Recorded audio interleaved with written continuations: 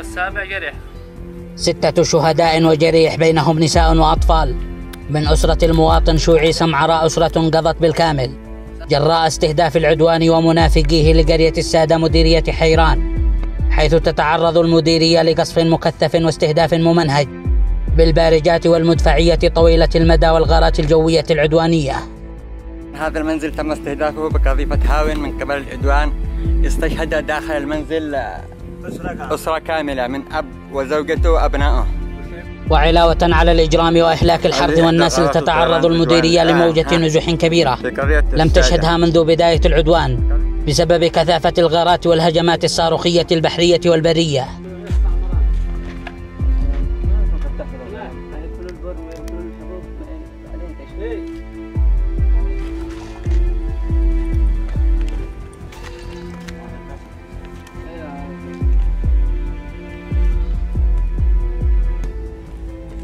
ولا يزال العدو ممعنا في القتل وسفك دماء الأبرياء من الأطفال والنساء أمام مرأى ومسمع العالم الصامت.